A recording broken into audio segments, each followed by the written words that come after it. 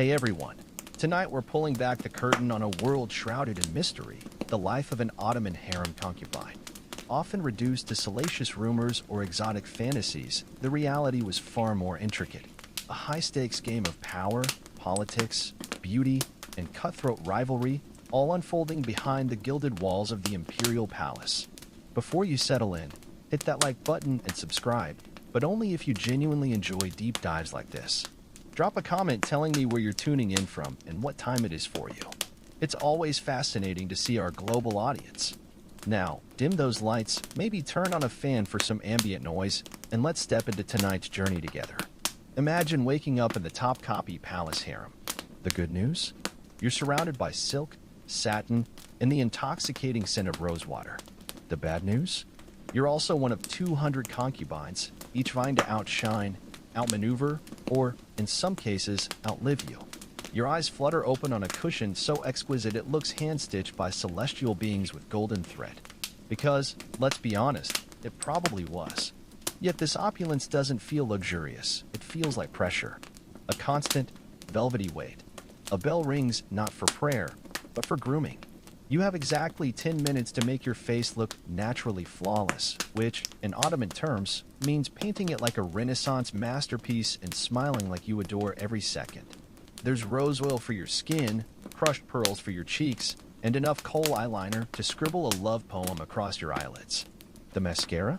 Invented by disappointment and applied with what might as well be a twig. Privacy? A foreign concept. Your chambermates might love you like sisters or plot your downfall like corporate rivals.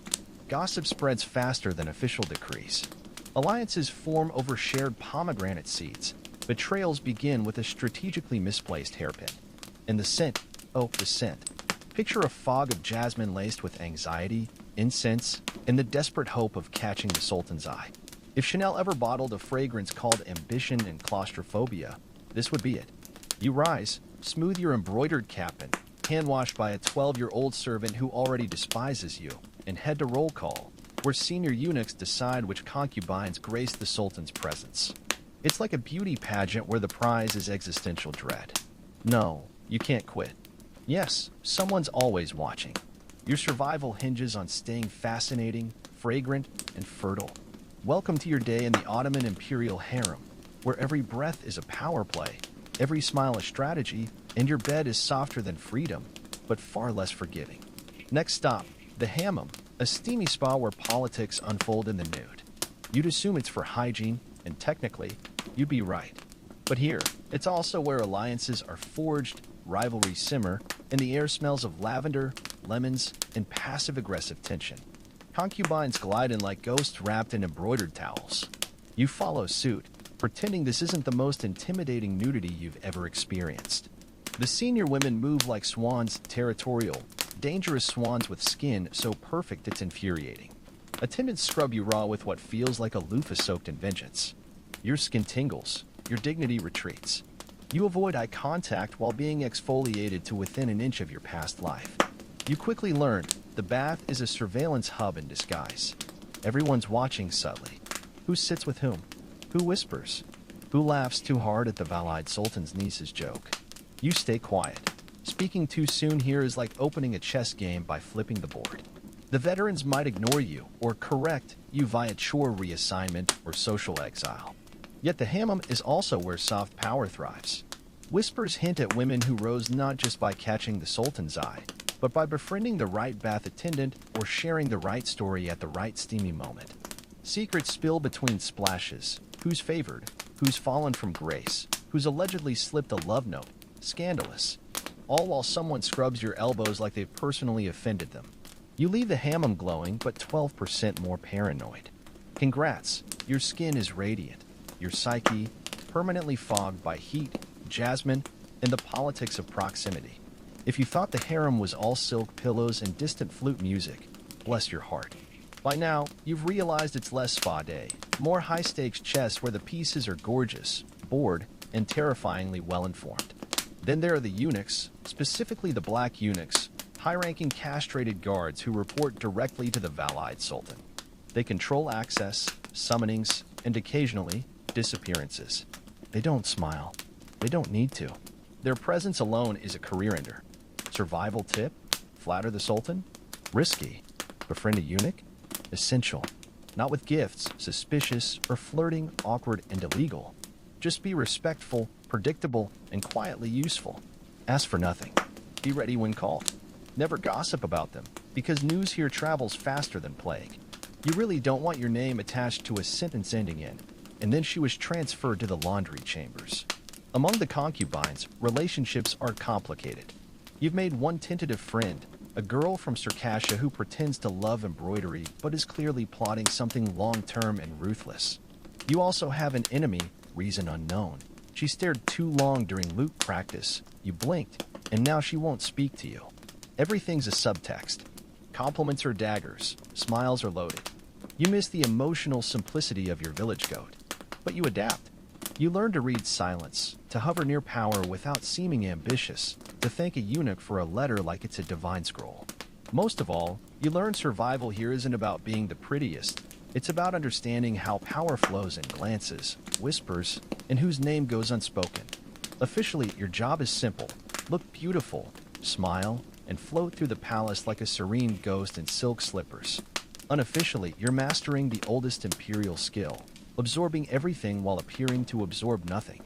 You're a sponge, a bejeweled, perfumed sponge who embroiders suspiciously mini tulips while memorizing seating charts, glares, and who got an extra apricot at breakfast. In this palace, fruit distribution is practically a coup attempt. Your days now include finishing school, that's really political boot camp, music, literature, poetry, Islamic law, Ottoman etiquette, and not fainting during dance lessons. The goal? Be beautiful, clever enough to charm, but not so clever you threaten, like a peacock that quotes Rumi and knows when to shut up. The real education happens between lessons. You note how long it takes the valide sultan's tray to be cleared, and by whom. You track which eunuch arrives just before bad news. You memorize absences but never ask why. You listen more than you speak. Actually, you don't speak unless someone 3 ranks up invites you to. And even then, keep it humble, insightful, and flattering, but not obviously flattering. As you sit with hands folded over your embroidery that may or may not resemble a misshapen dove, you're archiving every interaction, alliances, slights, opportunities, names. You start to grasp the unspoken hierarchy. Who's favored? Who's tolerated? Who's 3 skipped meals away from kitchen duty? You're currently somewhere between interesting newcomer and acceptable wall decor. Don't worry, that's better than it sounds. In the Ottoman Harem, looking harmless is one of the most dangerous things you can do, and you're getting very good at it. There are 2 kinds of fear that rule the harem, the terror of being overlooked and the dread of being noticed. Today, you're dancing dangerously close to the second. It starts innocently enough. A servant hands you a new robe, not the usual muted gray-blue cotton you've worn for weeks, but something bold, rose-colored silk embroidered with delicate golden vines. You stare at it like it's just proposed marriage. From the valide sultan's steward, the girl mutters, eyes downcast.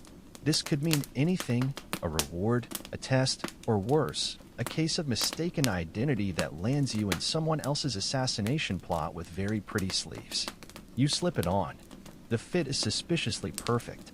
As you walk the harem corridors, the other women notice. Not overly, that would be beneath them, but with calculated pauses in conversation, arched brows, and one glance so sharp it could slice through silk. At morning recitation, your posture is straighter. You've been placed slightly closer to the front, not among the favorites, but no longer with the human wallpaper. Then comes the rose. A single pink bloom arrives at your quarters that afternoon, delivered by a eunuch. No note, no explanation. You cradle it like it might explode. In palace code, this could signal the sultan's fleeting attention, or a trap designed to make rivals think you have his favor. The safest move? Press it between your prayer book's pages and tell no one, not even your shadow. Especially not your shadow. She gossips. That night, you sleep wrapped in rose silk, feeling less like a rising star and more like a target inside a Valentine's Day card. Here, rising too fast is suspect. Standing out is deadly. But disappearing? That's the worst fate of all. So you hold your spine straight, sip your sherbet, and brace for whatever this Roban Rose combo means, because it might be everything or nothing. And in this gilded cage, Both are equally terrifying. Dinner in the harem isn't a meal. It's competitive theater where everyone wears silk and measures their enemies between bites of lamb stew. You take your seat. Not too close to the center, you haven't earned that. Not too far in the shadows, you're not invisible yet. The seating chart is a living map of status. Last week, you were beside the lute player who knows everyone's secrets. Today, you're next to a woman who hasn't spoken since 1572. Food arrives on trays carried by silent eunuchs. Saffron rice, pomegranate-studded pilaf, grape leaves, sherbet in crystal glasses. Every bite is exquisite and vaguely threatening. No one eats eagerly, that's vulgar. You nibble like someone sustained by poetry and intrigue alone. Conversations hum beneath breath. No one laughs too loud unless making a statement. I'm powerful enough to be cheerful in this snake pit. You smile just enough. You never, ever ask for seconds. Hunger is weakness, but so is gluttony. Also, someone's counting how many figs you take. Across the table, a concubine locks eyes with you. She's either new or freshly reinvented with a better tailor. Her earrings are too lavish for her rank. Her smile suggests long-term schemes. You break contact before she decides you're a problem. Then, the moment everyone denies awaiting, a eunuch enters. The air shifts. If he walks toward you, your soul may or may not break dance internally. If he doesn't, you nod like you're relieved. Summoned? Me? I'm far too busy chewing these decorative grapes. By dinner's end, nothing has happened, and everything has. Alliances shifted and eyebrow raises, power traded hands and polite laughter. You leave still hungry, still smiling, still in the game. Sleep? Adorable thought. The nighttime harem is a stage after the play, dark, hushed, but thrumming with tension. Lanterns flicker, fountains murmur.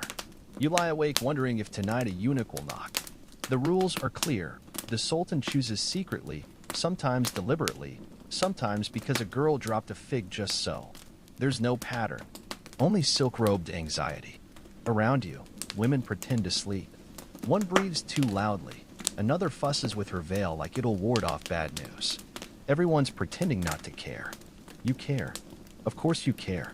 That rose 2 days ago? It's either a compliment or a death warrant.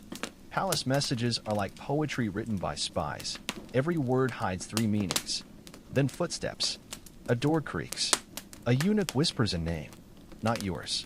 You exhale a cocktail of relief and disappointment served in a jeweled cup. As you drift off, your brain stages imaginary conversations with the Sultan in 3 languages, all of which you're still butchering. You dream not of home, that memory's blurred now, but of the girl with the 2 large earrings. In the dream, she smiles at you.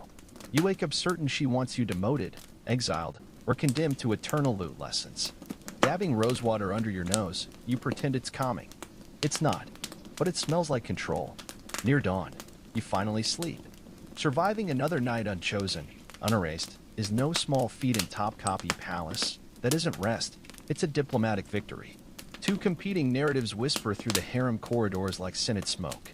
The first is the fairy tale, the one where the Sultan notices you, and your life transforms into a glittering dream of luxury, influence, and the occasional diamond the size of a walnut. The second is the truth. The Sultan rules an empire stretching from Hungary to Arabia. You are one of hundreds. He might summon you because you resemble a painting he once admired, or simply because his coffee tasted too bitter and he craved distraction. When the eunuch knocks after nightfall, he offers no explanations, just a bow.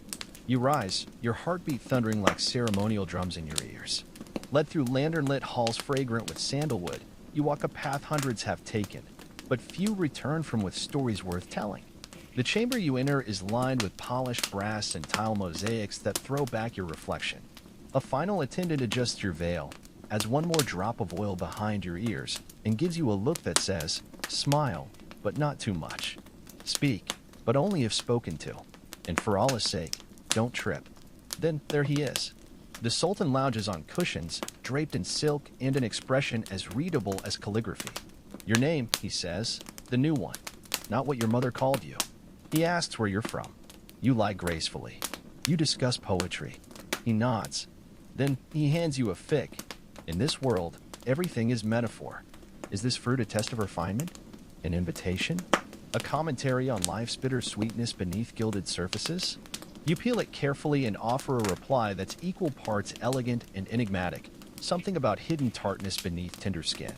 You hope it sounds profound. It might just sound hungry. The night passes in fragments. Conversation that feels like a fencing match, music that might be evaluation, silence as heavy as judgment. When dismissed, it's with a nod. No promises. No threats. You return at dawn, your slippers whispering against marble. You've been noticed. Now comes the hard part. The harem air smells different the next morning, same jasmine, same rose oil, but now laced with something new, attention. The other concubines don't stare, that would be crass, but their glances cling to you like burrs. At breakfast, your seat edges nearer the center. Your sherbet arrives colder than others.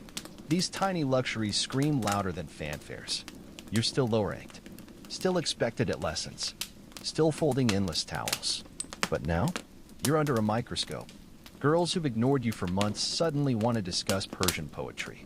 A servant accidentally leaves a pomegranate on your tray, a fruit synonymous with fertility, about as subtle as a cradle dropped in your lap. Even your enemies' insults grow polished, their eyes gleaming like cats watching a candle's dance. The elder concubines reveal nothing. They've seen this before. Some were you 5 years ago. 1 or 2 might still be. You spend the day doing what the harem trains you to do best, performing neutrality. You speak when addressed. You smile the exact right amount. You move like you belong, because now, unnervingly, you do. The real art? Letting no one glimpse your thoughts. Here, emotion is currency, and yours is now under heavy surveillance. You've stepped onto the palace's invisible ladder, the one everyone climbs in silent slippers. It has no wall to lean against. It sways. Sometimes it snaps. The first step? Surviving the spotlight. Your new government-issued Ottoman name tingles on more lips now. Not loudly. Just enough to feel like you become a character in someone else's story. One day, a concubine who once treated you as furniture compliments your embroidery. The next, a rival offers fig paste, you decline, unsure if it's peace or poison. Then comes your reassignment, a chamber with 2 extra cushions, better light, and a mirror that doesn't warp your face like a medieval fresco. This isn't kindness. It's semaphore. You're rising slow as steam in the hammer, visible but fleeting. Now begins the tightrope act called strategic modesty. Too pleased? Arrogant? Too humble? Suspicious? Trip on your robes during prayer? Unfortunate, but they'll still gossip for weeks. The valide Sultan, mother of the Sultan and undisputed CEO of all that glitters, starts noticing you. Not directly beneath her, but her steward now nods in hallways. That's either endorsement or warning. Possibly both. Your peers divide into categories. The friendly opportunist smiles like knives. The silent threats embroidering your name into funeral shrouds. The girl who runs on melatonin and vengeance, avoid. Always avoid. You learn to navigate them all with smiles that say I respect you and eyes that whisper I will outlive you. Pearls appear on your caftan one morning, tiny ones at the collar. Gift? Test? Bribe? You wear them like armor with good PR. Every gesture matters now. How you walk. How long you hold a gaze. How you thank a eunuch for handing you a napkin like it's a treaty. This isn't flirtation. It's diplomacy in slippers. You're climbing. Gently. Carefully. And if you fall? The ground is paved with girls who once wore pearls too. There are moments in palace life that make your pulse stutter like a startled hare. Being summoned by the Sultan is one. Being noticed by the valide Sultan? That's an entirely different league of terror. She doesn't merely oversee the harem, she is the harem. Architect of alliances, keeper of traditions, grandmotherly warmth one moment, and political hurricane the next. And today, for the first time, her gaze rests on you. Not a passing glance. Not the polite acknowledgement given to furniture. A full, measuring stare that suggests she knows. The village you pretend to forget. Every fig you've ever peeled. How you chew your melon slices. Your response is textbook. Externally, you bow with mechanical precision, lowering your gaze just enough to show respect without submission. Internally, you're conducting a full inventory of every outfit you've worn this month, searching for offenses. Later, when a steward delivers an invitation to assist with the valide's charitable sewing project, the subtext is clear. She wants to observe you in a room of older, sharper women who can sniff out ambition at 50 paces. You arrive precisely on time, not early, desperate, not late, suicidal. The chamber smells of lavender and latent power. She sits enthroned among cushions, embroidery hoops, and silence so thick it dares you to speak first. You don't. Instead, you thread a needle and pretend this isn't the most high-stakes job interview disguised as domestic labor. The other women chat carefully. The valide listens. Occasionally, she lobs a question like a grenade. Where were you educated? Translation. How much of your past have you buried? What's your favorite surah? Translation. Is your piety performance or principle? Have you ever met anyone who truly understands politics? Translation. Let's see you navigate this minefield. You answer like someone walking through a field of buried blades, every step calculated, every word polished. At one point, she smiles. Not at you. Near you. In harem code, that's practically an embrace. When it ends, you exit with the calm of someone who has no idea if they've been promoted or marked for towel-folding purgatory. Back in your chamber, your roommate stares like you've returned from riding a dragon. She looked at you, she breathes. You nod, smiling faintly. You don't say aloud what you're both thinking. Yes, and I'm still sweating. The knock.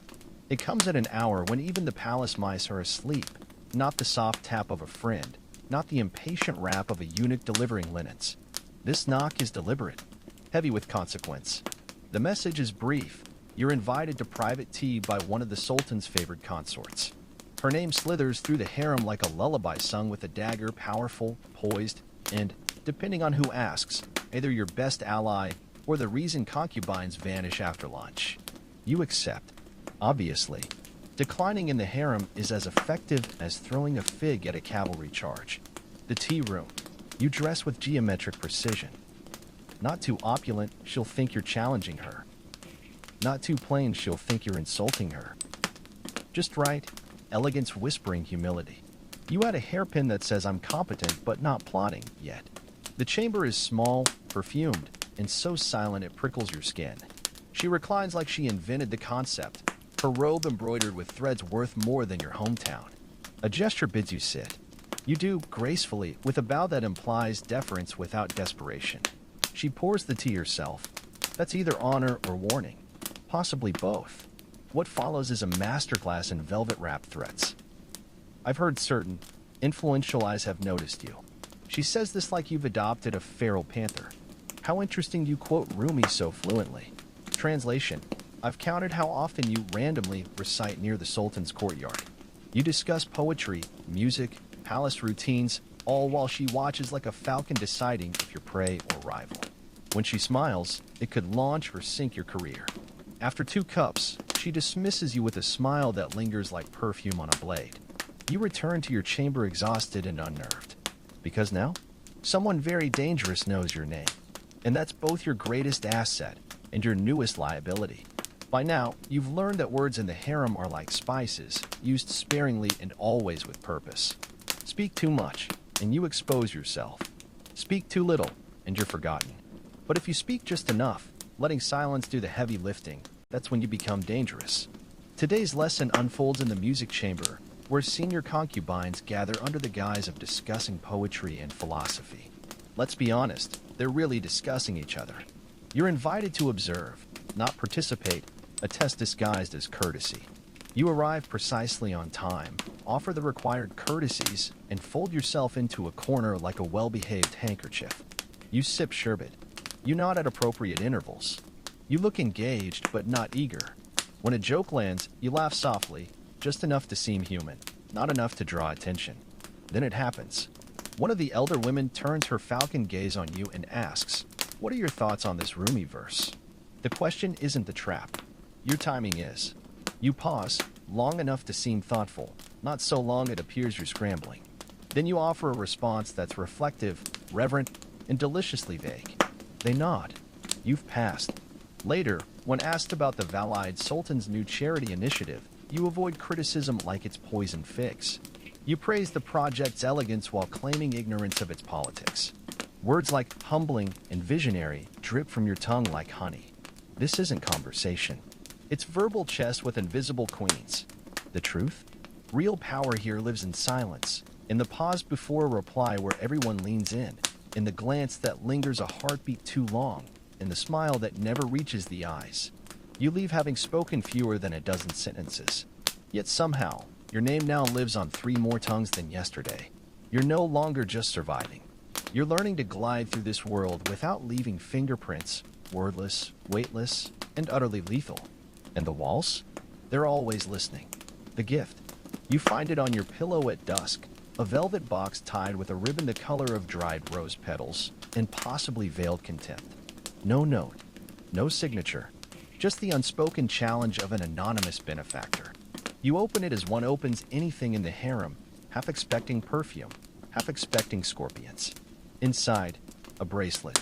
Turquoise and gold filigree, delicate as a spider web. Beautiful, expensive, alarming. Because nothing here is ever just a gift. Your roommate raises an eyebrow but asks no questions. Smart girl. Plausible deniability is the harem's currency. By morning, rumors mutate like wildfire. She received a secret message. The valide herself gifted an heirloom. She's been claimed by the Grand Vizier's faction. All nonsense. All dangerously believable. Then comes the warning, disguised as clumsiness.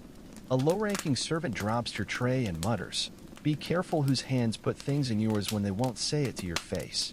You thank her like she's merely apologizing for spilled tea. That night, you sleep with the bracelet under your pillow, not for sentiment, but because in this place, even jewelry can be weaponized. The summons. It comes at dawn, sealed in imperial blue wax. No fanfare, no explanation, just the quiet thunder of inevitability. You read it alone. You're to be elevated. Private quarters. Closer to the Sultan. Further from anonymity. On paper, a promotion. In reality, you're being moved from the chessboard to the knife's edge. You have until sunset to reply. The garden. You walk the paths where you once hid behind elder concubine shadows. Now the tulips bow like courtiers. The fountains whisper secrets. The air hums with your new name. You think of the girls who never rose. The ones who rose too fast. The clever ones who weren't quite clever enough. And yourself, not the polished concubine, but the girl who arrived with her real name tucked between her ribs like a stolen knife. That night, you dress carefully. One last choice. One final step. Past the silk curtain separating the known from the unknown, you give your answer. Maybe you rise. Maybe you vanish. Maybe your name is carved into palace history or folded away like forgotten linen. But one thing is certain. You were never just decoration. You were strategy perfumed in jasmine, a survivor wrapped in silk, a masterclass in the art of holding still until the moment strikes. And for one day, maybe more, you walked the tightrope between power and peril. And didn't fall. Remember our concubine, now navigating her precarious new status after catching the Sultan's eye? In this world, the scales of justice balanced on a knife's edge. The harem had its own unwritten legal code. Forgetting your place meant demotion to laundry duty. A misplaced word could exile you to provincial palaces. True crimes? Those disappeared without trial, just empty chambers where a girl once slept. The valide Sultan presided as both judge and jury. Each morning, senior eunuchs brought reports. Who was seen whispering after curfew? Whose gifts to the Sultan were suspiciously elaborate? Which concubines' rivalries threatened palace harmony? Punishments were creative. The silent treatment, being ignored for weeks, your name erased from conversations. The cold bath, endless hours in the harem's chilliest pool. The gift return, your present to the Sultan reappearing on your pillow.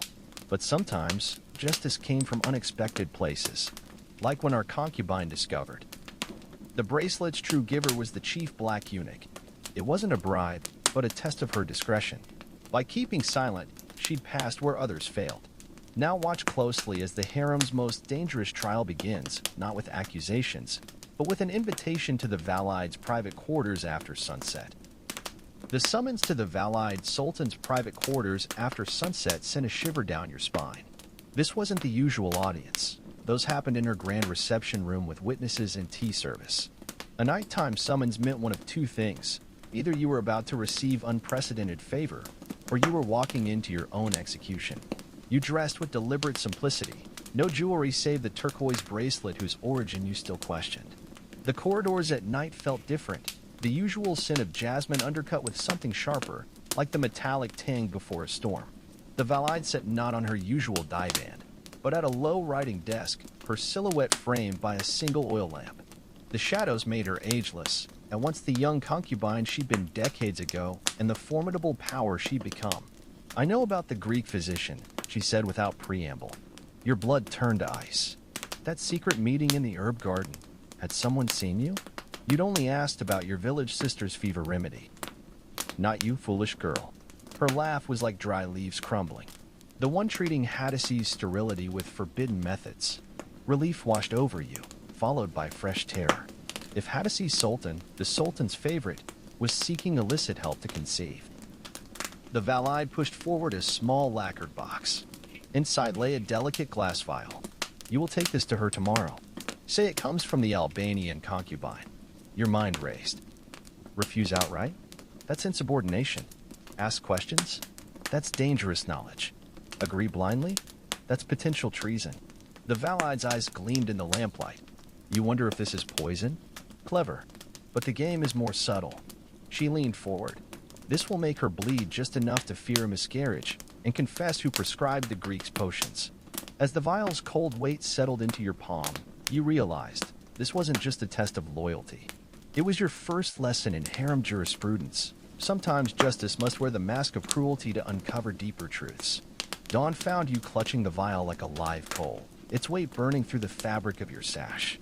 The morning call to prayer echoed through the palace, but today its melody sounded like a funeral dirge. How does one prepare to betray a woman who might be innocent? You ran through your options like prayer beads. Destroy the vial and risk the valide's wrath turning your rose-colored robes into burial shrouds. Warn Hadisi, a kindness that would make you both disappear before sunset. Play your part and become another cog in the harem's ruthless machinery.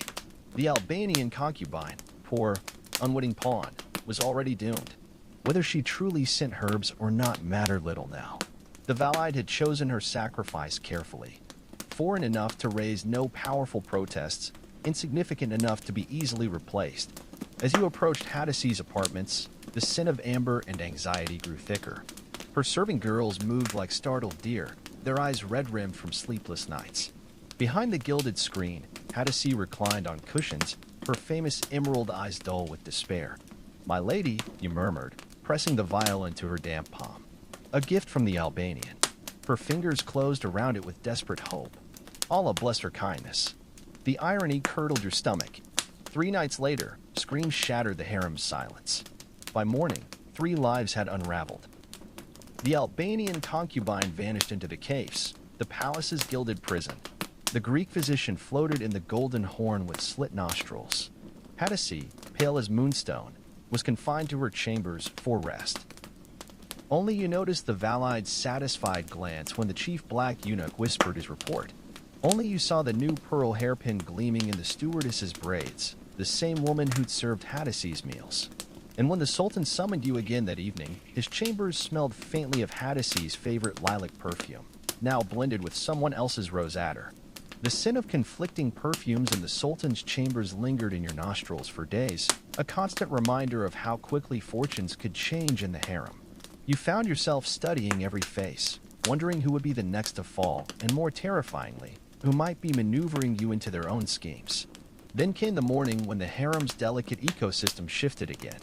The chief black eunuch himself appeared at your door, his usually impassive face betraying the faintest tension around his eyes. "The valide Sultan requests your presence in the privy garden," he intoned. Alone. This was unprecedented. The privy garden was her sanctum, where even senior concubines were only invited on holy days. As you followed the winding paths between beds of blue hyacinths and night-blooming jasmine, you noticed 3 telling details. The gardeners had been dismissed. The fountain's usual murmur was silenced. A single copper tray held 2 items, a dagger with a pearl handle and an unsealed scroll. The valide sat beneath her favorite fig tree, peeling an orange with deliberate care. "You handled the Hadisi matter adequately," she said, offering you a segment. The sweet juice burst bitter on your tongue. She nudged the tray toward you. "Choose." Your pulse hammered as you realized. The dagger matched the one rumored to have ended a rebellious concubine's life. The scroll bore the Sultan's personal seal, a summons or a death warrant. But the valide's next words appended everything. Not for you, foolish girl. For the Circassian. Your embroidery partner, the one who'd shared pomegranate seeds and seemed to genuinely smile. The one whose chamber adjoined yours. Her brother plots with the Safavids, the valide continued. Prove where your loyalty lies. As the garden shadows lengthened, you understood at last. This was no test. This was your graduation into the harem's innermost circle, where the real power flowed not through silks and perfumes, but through blood and secrets. The orange's sweetness turned to ash in your mouth as the valide's words settled between you like a drawn blade. Your fingers hovered over the tray, pearl-handled dagger catching the afternoon light, the unsealed scroll whispering of unseen dangers. The Circassian. Memories flashed like knife blades. Her laughter during lute lessons, bright as water in sunlight. The way she'd secretly mended your torn sash last winter. Her brother's letters, always delivered with unusual discretion. You reached, not for the dagger, not for the scroll, but for another orange segment from the valide's plate, letting the silence stretch like palace shadows at dusk. Excellency, you said finally. Would not the Circassian be more useful altered? The valide's eyebrow arched. You pressed on, words measured as poison drops. Her brother writes often. In a cipher, even your scribes struggle with. But if her hands, you let the implication hang. Broken fingers couldn't weave secret messages into embroidery. A bee buzzed between you, drawn to the orange's nectar. The valide's sudden chuckle startled it into flight. Clever girl. But cipher breaking takes patience. She pushed the dagger closer. Blood is faster. You inhaled the garden's perfume, jasmine over iron-rich soil. Then did something reckless. You picked up the scroll. The valide's eyes darkened like storm clouds over the Bosphorus, until you snapped the seal without reading and held it over a candle. Fire reveals hidden ink, you murmured as the parchment blackened. And frightened women whisper louder when they think their protector is doomed. For 3 heartbeats, the only sound was wax dripping onto copper. Then the valide Sultan, mother of empires, breaker of rebellions, threw back her head and laughed. At last, she sighed, wiping mirthful tears, someone worthy of my teachings. But as she led you back to the palace, her final words curled like smoke in your bones. Tomorrow you'll attend the Sultan. He prefers pomegranate wine at dusk. And do wear the Circassian's gift, that silver bracelet. It will amuse me. The silver bracelet felt like a shackle as you prepared for your evening with the Sultan. Its delicate chain, a gift from the Circassian just last week, now carried sinister weight. Why had the valide insisted you wear it? Every clink of the charms sounded like a warning bell as you moved through the hushed corridors. The Sultan's private chambers were unexpectedly intimate after the valide's grand gardens. Low divans, shelves of well-loved books, and an astrolabe in the corner. This was the Scholar King's sanctuary, not the conqueror's lair. He looked up from his wine, eyes dark as the pomegranate liquid in his cup. You're earlier than expected. His voice held neither welcome nor reproach. You poured the wine carefully, noticing 3 details. His usual goblet had been replaced with a plain silver cup. The chessboard sat ready, pieces arranged in mid-game. A single sheet of music lay unfinished on the table. "Shall I play for you, my Sultan?" you asked, gesturing to the lute in the corner. His smile didn't reach his eyes. "Not music. A riddle." He pushed the chessboard forward. Black and white pieces locked in stalemate. How does the pawn become queen without crossing the board? Your fingers brushed the silver bracelet, then froze. The charms weren't random. Each tiny pendant mirrored a chess piece. And the queen was missing. The truth struck like lightning. This was no romantic assignation. The Circassian's gift was a message in metal. The valide had known all along. You met the Sultan's gaze and slowly, deliberately, moved a white pawn sideways, an illegal move in chess, but the only path forward now. Sometimes, you whispered, the pawn must break the rules to survive. The Sultan exhaled sharply, then reached beneath his cushion and produced the missing silver queen. "My mother will be pleased with her new student," he murmured, dropping it into your palm. "But remember, even queens can be toppled."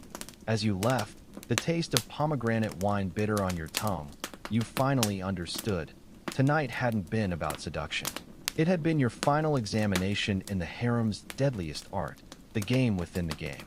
The silver queen burned in your palm all the way back to your chambers, its weight belying its delicate size.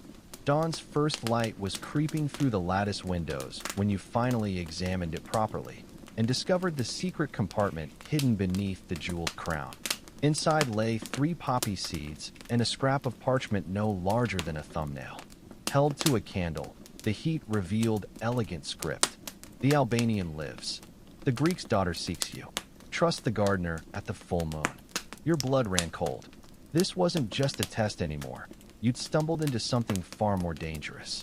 The harem's golden cages had invisible doors, and someone was showing you where to find them. That morning, 3 seemingly unconnected events occurred. The Circassian was abruptly summoned to the valide's chambers and returned missing her emerald earrings. A new servant appeared in the baths, a girl with startling amber eyes who washed your back with unusual pressure, tracing letters on your skin. S1. Your monthly embroidery assignment changed unexpectedly, from floral patterns to copying Persian poetry about exiled nightingales. As you stitched the verses about caged birds dreaming of flight, you noticed the threads provided were all wrong. The blue's too pale, the gold's too brash. When you complained to the supply eunuch, he smirked and said, "The valide prefers these shades now." Only when you held the finished work to sunset light did the truth emerge. The mismatched threads formed a map of the lower gardens, with one fountain marked by nearly invisible stitch variations. The same fountain where, according to harem gossip, a gardener had been caught smuggling letters last winter and miraculously kept his hands. That night, as the muezzin's call faded, you slipped the silver queen into your mouth like a communion wafer, because in this holy war of whispers, even jewelry could become a weapon if swallowed by the wrong person. The night of the full moon arrived wrapped in unusual fog, the kind that made the palace's marble corridors seem to dissolve into ghosts. You waited until the third watch, when even the eunuchs dozed at their posts, then slipped into the gardens with your embroidery hoop as excuse, should anyone ask. You were chasing inspiration for a new design. The marked fountain stood in a neglected corner where jasmine vines grew wild. As promised, the gardener waited, but not the stooped old man you expected. Instead, a broad-shouldered figure emerged from the shadows, his hands bearing the calluses of both trowel and sword. "You're late," he murmured in rough Greek, then pressed something cold into your palm, the missing emerald from the Circassian's earring. Before you could react, 3 whispers cut through the night. The Albanian wasn't in the kafes. She'd been strangled the night of her arrest, her body dumped in the Golden Horn. The Greek physician's daughter was posing as the new bath attendant. The Circassian's brother had indeed been corresponding with the Safavids, but not as traitor, as bait for a larger plot. Your mind reeled as the pieces aligned. The valide's test with the dagger had been theater. The Sultan's chess riddle was a warning. Even your rose-colored robe months ago had been someone's calculated move. The gardener's next words chilled you deeper than the fog. "Your village sister, the one with fever? She's in Constantinople. The valide had her brought last winter." Suddenly, the silver queen in your sash weighed like an anchor. This wasn't just about escaping the harem anymore. Every thread you pulled might unravel someone else's life. As first light threatened the horizon, the gardener melted back into the vines, leaving you with a final gift, a sprig of basil, its leaves folded around a single pearl. The same variety the Circassian always wore in her hair. The basil leaf crumbled between your fingers as you hurried back to your chamber, its sharp scent clinging to your clothes like an accusation. Dawn was breaking, staining the Bosphorus crimson, when you noticed the first sign something was wrong. Your door stood slightly ajar, the lock's delicate brass mechanism disengaged. Inside, 3 changes screamed danger. Your prayer rug lay crooked. You always aligned it perfectly with Mecca. The lavender sachet under your pillow now rested atop your folded linens. Most damning, the silver queen you'd hidden in your sash was gone. Your hands trembled as you lit the bedside lamp. That's when you saw it. a single pearl placed precisely where your head would rest. Not the Circassian's signature creamy gems, but the valide's favored pinkish-black pearls from the Persian Gulf. A crash echoed from the courtyard below. Peering through the lattice, you witnessed the gardener, your midnight informant, being dragged away by black eunuchs. His face was a mask of blood, but his voice carried clearly as he shouted in Greek. The ship sails at dusk, before a mace silenced him forever. Your options crystallized with terrifying clarity. Option 1. Play ignorant. Continue as the valide's favored pawn. Option 2. Find the Greek's daughter before the eunuchs did. Option 3. Risk everything to reach that mysterious ship. The decision was made for you when a scrap of parchment fluttered from your sleeve. The bath attendant had slipped it to you during yesterday's scrubbing. Held to the lamp, the sweat-activated ink revealed 7 words. Sister at docks. Sunset. Emerald unlocks. You stared at your reflection in the polished brass mirror, the carefully cultivated mask of the perfect concubine now cracking at the edges. Somewhere beyond these gilded walls, your village sister waited. Somewhere in this labyrinth, the emerald earrings mate held your ticket to freedom. As the muezzin called the dawn prayer, you began stitching your last embroidery, a pattern of storm clouds swallowing a crescent moon. The perfect farewell gift for the valide sultan. The day stretched before you like a drawn blade, every tick of the water clock counting down to dusk.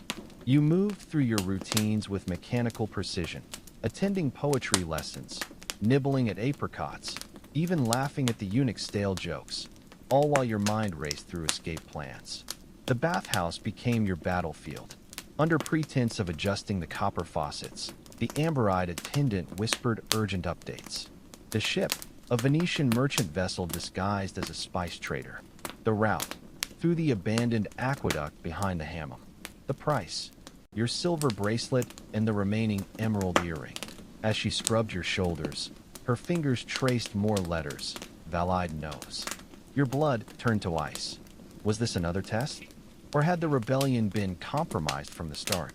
The answer came at midday, when the Circassian was summoned to the Sultan's chambers, an honor no concubine received twice in a week. She returned changed. Her famous emerald eyes were downcast.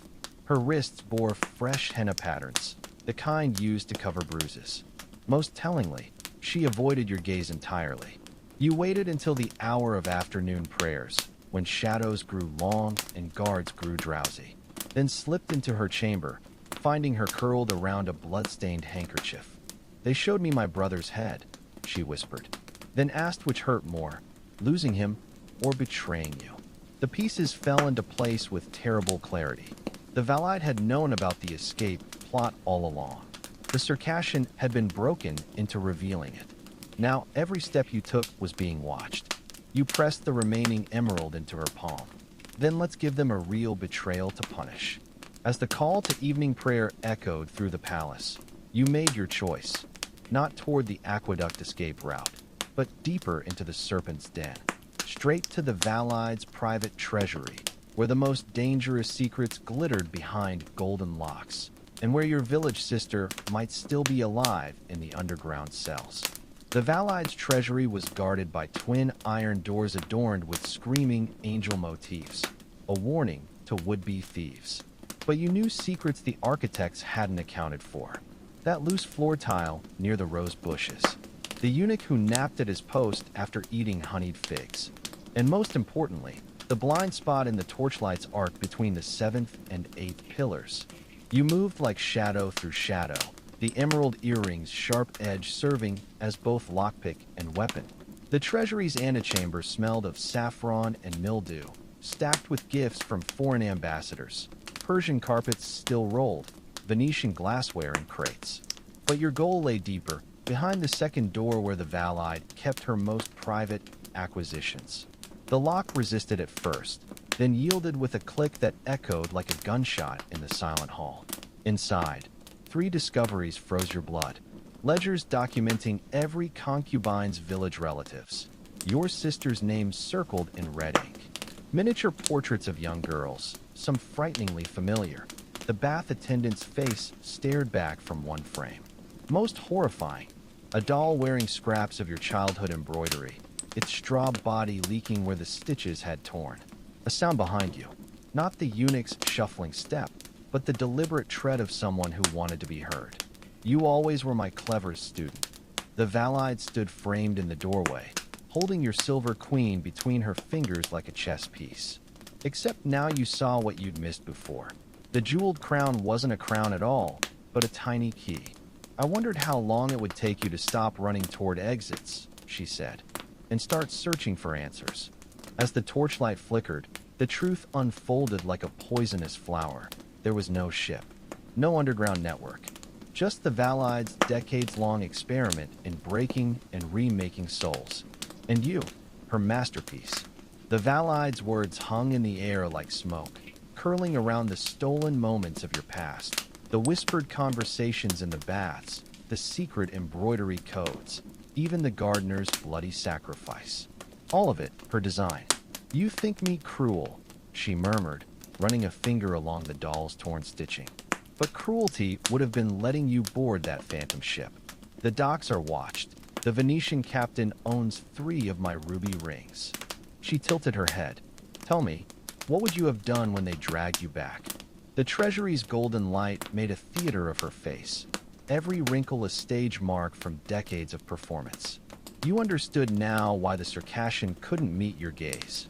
Not from betrayal, but from pity. She'd been through this initiation too. The valide pressed the silver queen into your palm, its hidden key biting your flesh. There are 2 ways women wield power in this world. The first, she gestured to the ledgers, through fear and leverage. The second, her nail tapped the doll's chest where a heart would be, by making yourself indispensable to someone even more powerful. A door creaked somewhere in the palace depths. The valide's eyes flickered toward the sound, and in that unguarded moment, you saw it. Not triumph, but exhaustion. The weariness of a woman who'd spent a lifetime building cages, only to realize too late she'd locked herself inside the most gilded one of all. You'll take my place someday, she said softly. But first, you'll do what I never had the courage to. She nodded to the ledger. Page 43. Your fingers found the entry. Girl, age 12. Village, your own. Status, kitchen drudge. Payment delivered. 5 silver coins to the headman. The room swayed. Your village sister wasn't in some dungeon. She'd been here all along, scrubbing pots while you stitched embroidery just floors above. The valide hadn't even bothered to hide her well. Power isn't taken, child. It's claimed. The valide turned to leave, her final words floating back. The key fits the kafes door. Decide before dawn who walks free. Dawn's first light crept through the palace corridors as you stood before the kafes door, the silver queen's key cold in your trembling hand. The gilded prison's exterior shimmered beautifully, its latticework disguising the despair within. Free breaths, free choices.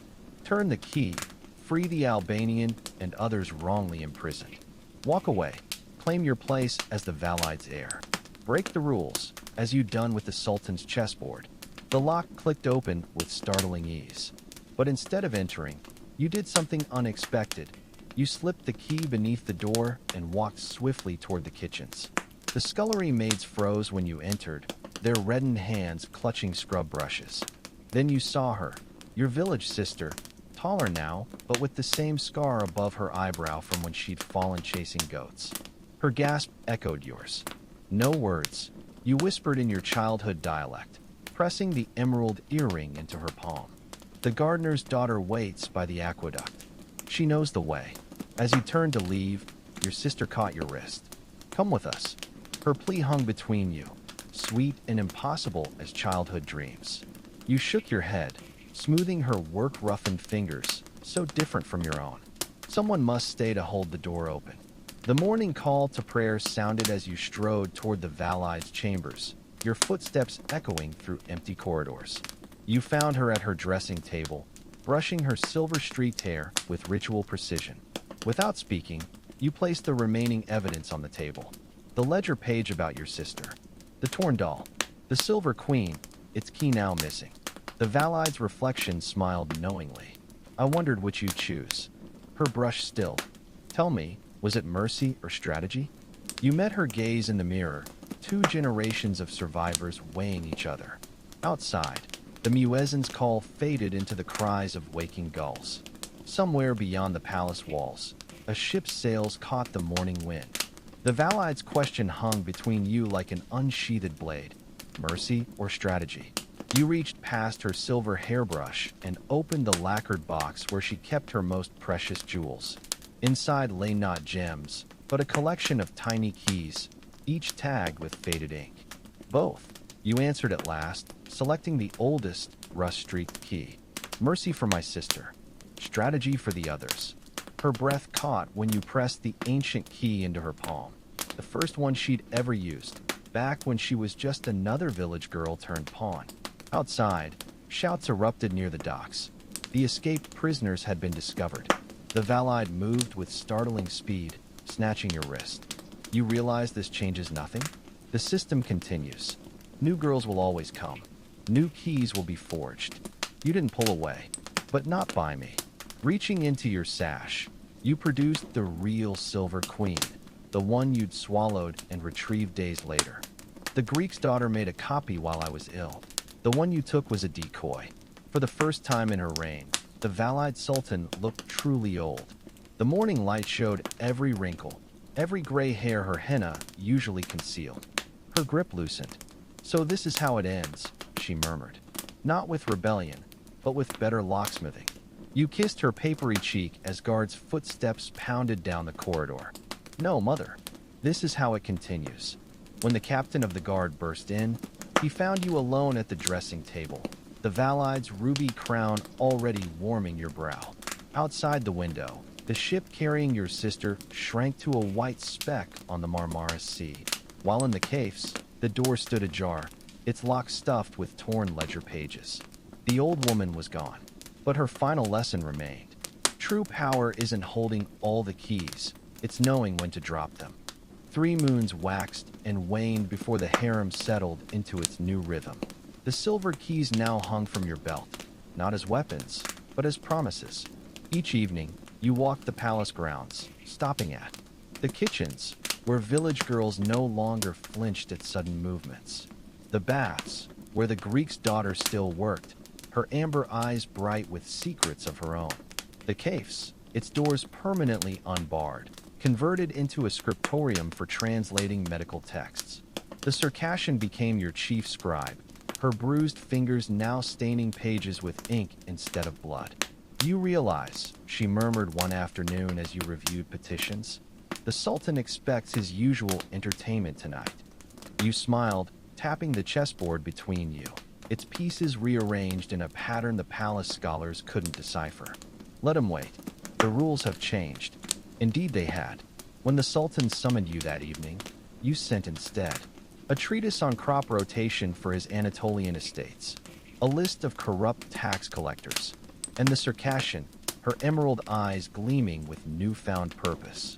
Dawn found you where true power had always resided, in the records room, tracing your sister's journey through spice trader manifests. The latest letter from Cyprus lay unopened beside your inkstone, its wax seal imprinted with a tiny goat hoof mark. As sunlight painted the ledger pages gold, a new page stared back at you, blank, waiting. The first line of your own reign's accounting. You dipped your quill and began to write.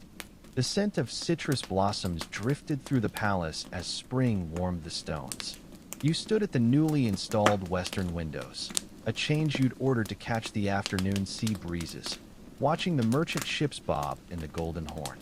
One particular vessel flew a curious flag, a silver chest knight against sapphire blue. The Circassian entered without announcement, her arms piled with scrolls. From the Venetian envoy, she said, her voice carefully neutral. But her fingers trembled slightly as she unrolled the first missive. 3 revelations unfolded. The Albanian had survived after all, washed ashore near Thessaloniki with no memory but her knife skills. The gardener's daughter now commanded a trading galley under her father's name. Most startling, your village sister had opened a hospice in Cyprus, where patients paid in stories instead of coin. You traced the report's margin where someone had sketched a tiny basil plant, the same sprig the gardener had given you that fateful night. The Circassian hesitated before speaking again. The valide. She corrected herself. The old woman sends word from her retirement villa. She requests pomegranate saplings for her garden. A laugh bubbled up from your chest. Even in exile, she was planting spies. The slow-growing trees would take years to bear fruit, their roots digging deep. You nodded permission. As the Circassian turned to leave, you caught her wrist. "Do you ever miss it?" you asked. "The game." She lifted the silver queen pendant you'd gifted her, now dangling beside her own emerald earring. "We're still playing," she said with a wink. "Just on a larger board." Outside, the ship with the night banner raised its sails, carrying new stories toward the horizon. You reached for your quill, not to record numbers, but to compose the first letter you'd ever written as both author and recipient. It began, "Dear sister, today I tasted a pomegranate from our childhood hills.